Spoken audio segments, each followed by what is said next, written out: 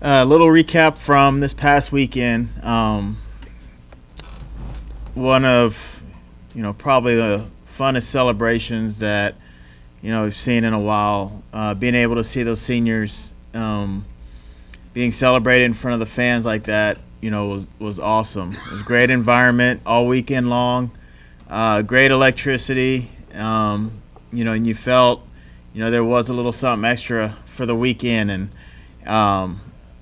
just a great weekend overall. Those 6 kids that, have put their heart and soul in to this program since they've been here. It was a great way to be able to celebrate their time here and acknowledge the achievements that they've, been able to do since they've been here.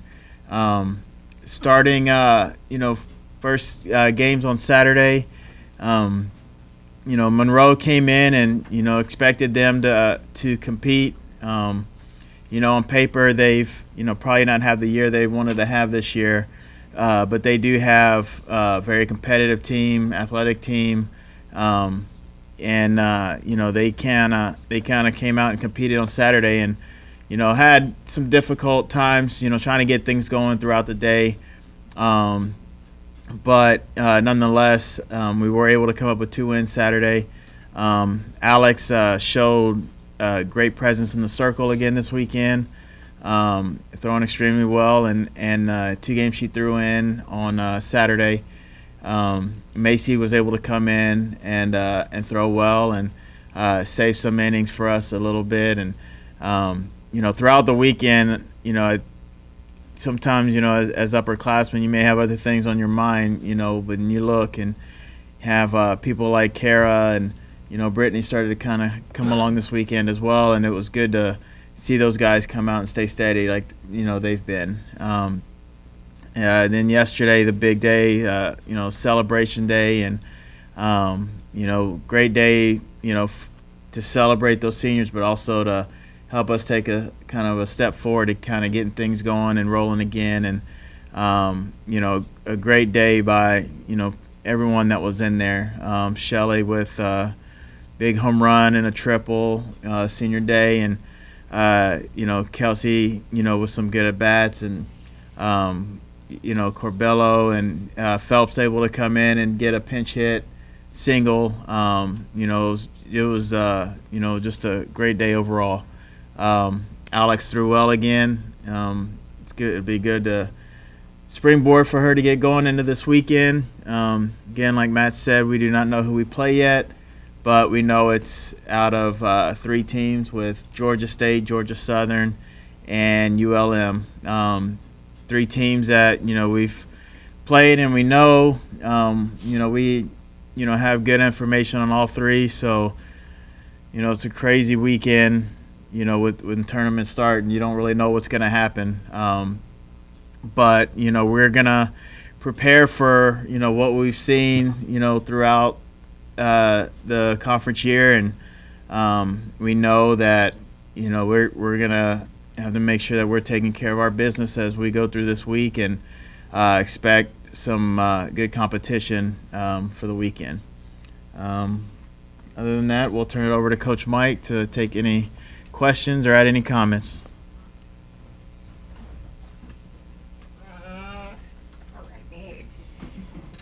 Check Mike. All right. I agree with what Chris said about senior weekend and the celebration and how special the fans are and this community is and the environment. I think Matt put out a release that we went over 25,000 fans for the season and 15 home dates. That's a home football game. I mean, so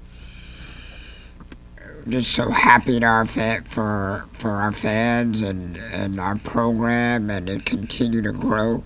And the fans have been phenomenal to the program, and have been phenomenal to those kids. And now we can start looking the program as, a revenue producer and like a business, that a program that can help continue to brand the Ragin Cajun motto and keep bringing people and fans into the fold. So I think it's going to keep exploding. It's fun. It's a fun environment, and it's fun to be a part of. And it's not just softball. The atmosphere and the meals after, and just hanging out and the dancing and just all the things that go on in that venue is really exciting, and it's fun to be a part of.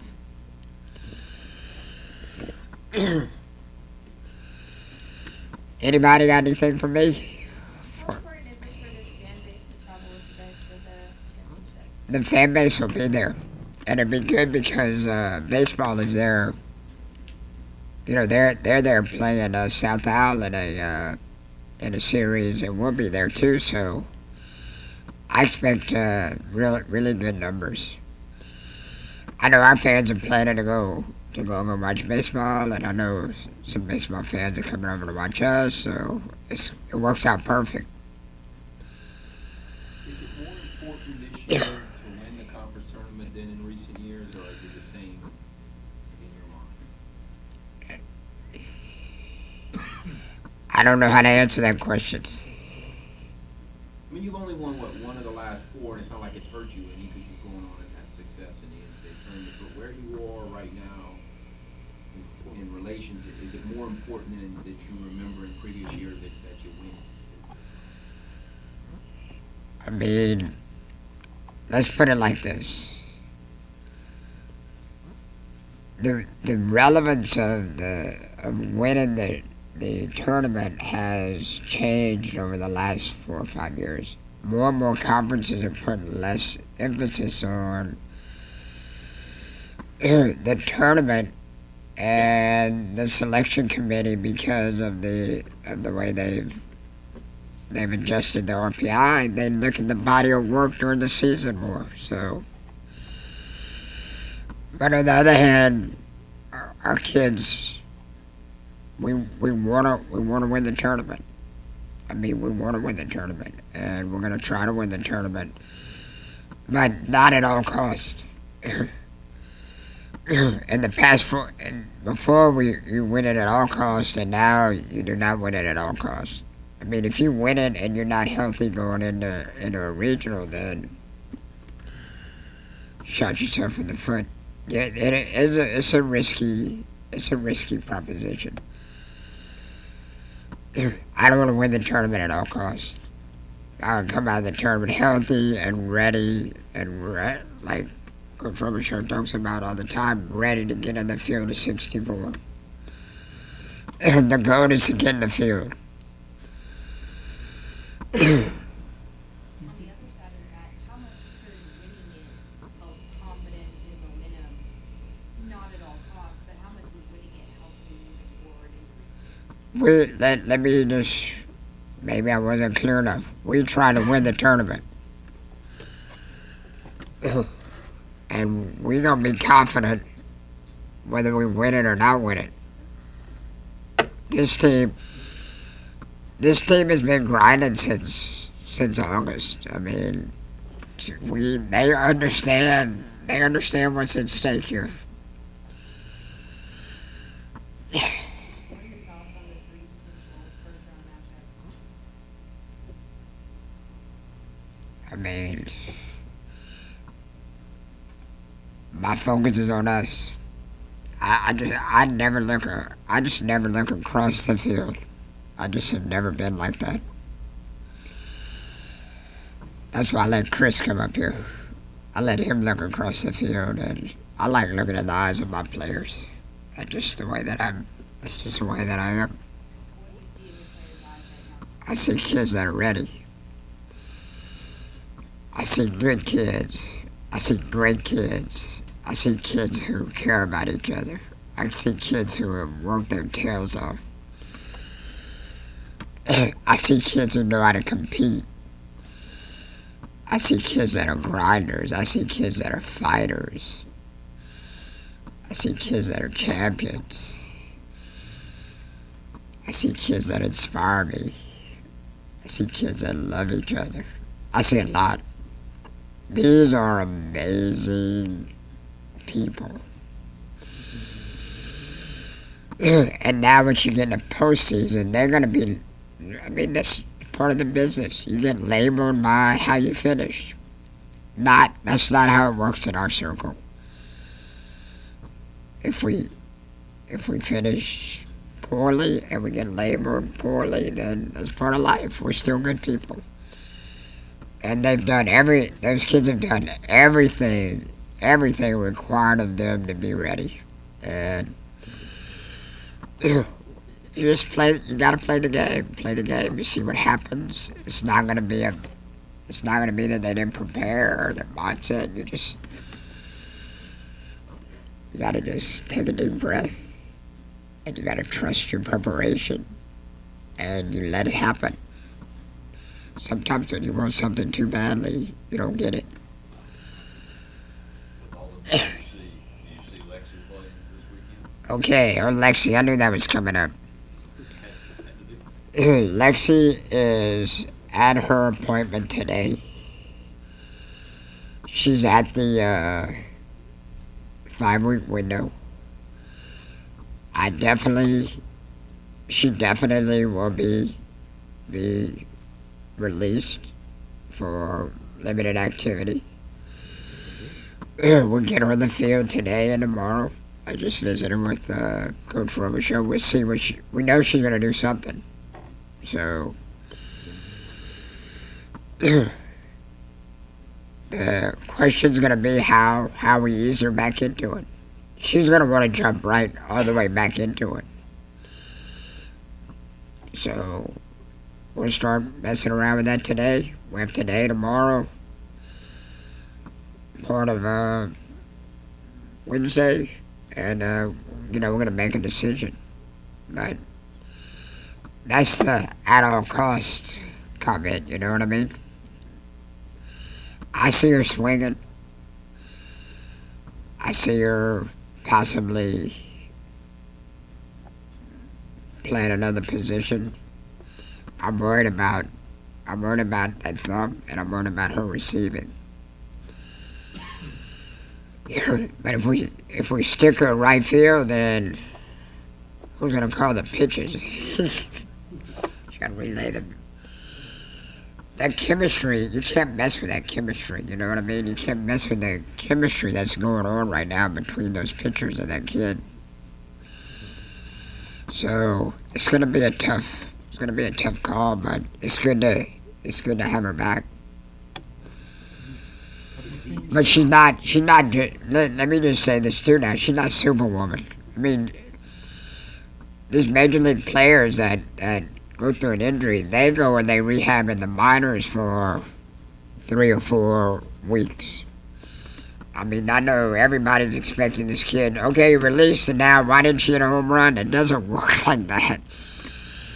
You're talking about 2 to 3 to 4 weeks for that kid to get her timing back, and we don't have 3 to 4 weeks. So it's just like temper the expectations. She's not Superwoman, and we're just going to ease her back into it. And the other kids on the team, they understand that it's business as usual. Is DP an option for her? Sure. DP's an option. Right field's an option. Catching is an option. First base is an option. Coaching third is an option. Driving the bus is an option. What's the itinerary when you gotta take off? When are we leaving, Chris? Leaving tomorrow.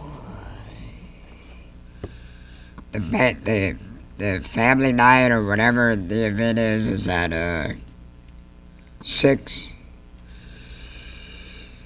We haven't decided if we're going to practice here then travel, or travel and use our practice time there. So that's kind of what we're waiting on.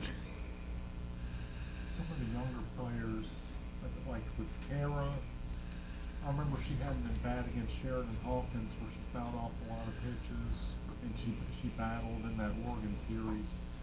DJ Sanders had a long at-bat this weekend. Have you seen some progress from the freshmen and sophomores as far as them having the attitude, we're not going to give off on an at-bat. We're gonna fight through every at-bat. Have you seen some progress from the younger players on that? All right, Kara Grimion is rock solid.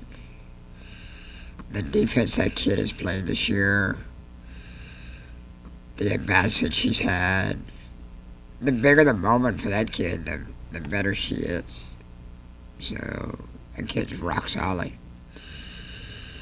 DJ Sanders, I think, is a phenomenal hitter, player, person.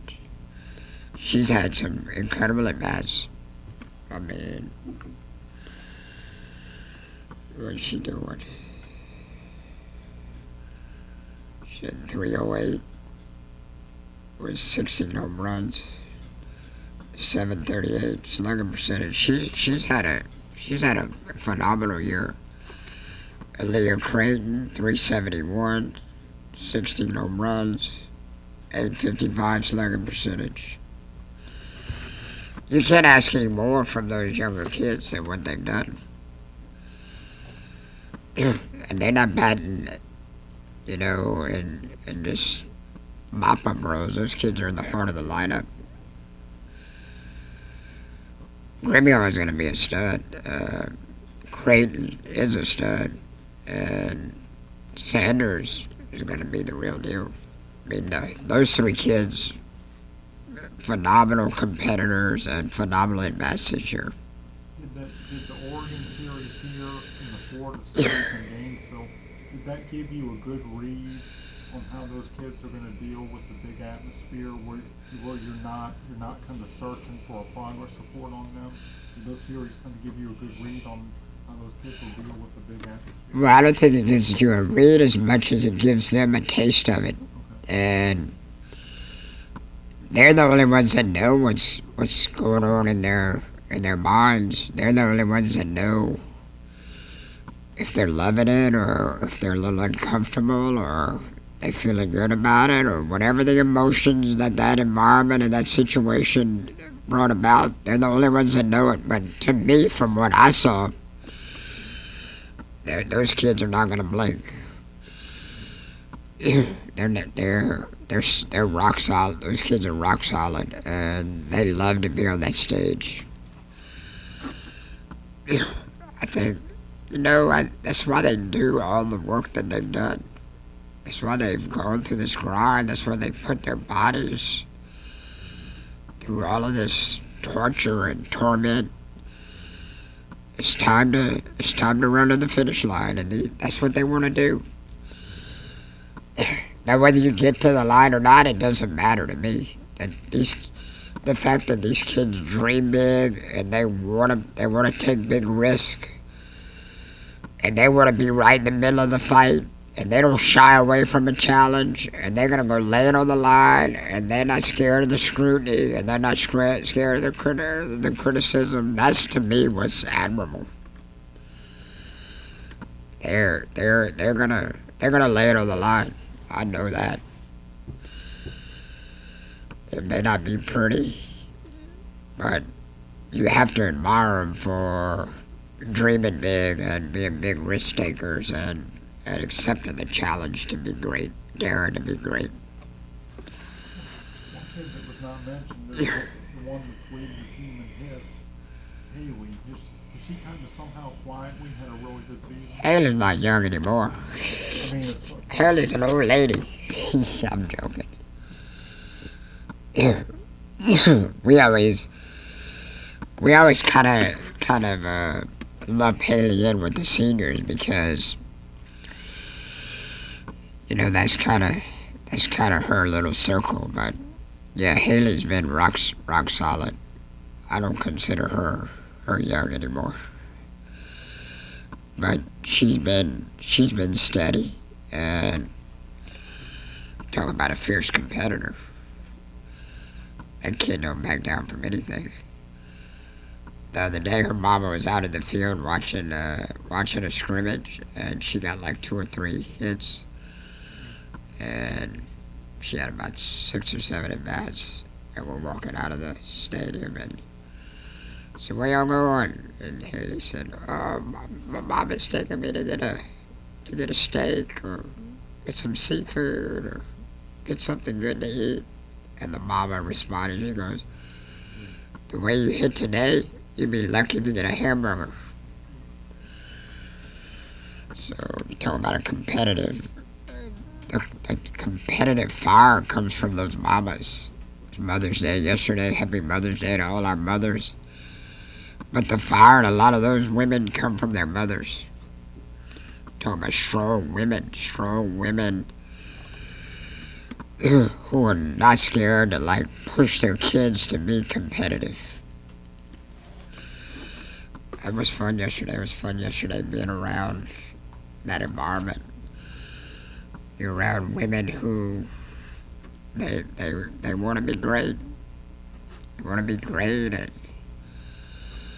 they're not scared to stand up on the big stage and say, "Let's go for it." They don't shy away from that. It's good stuff.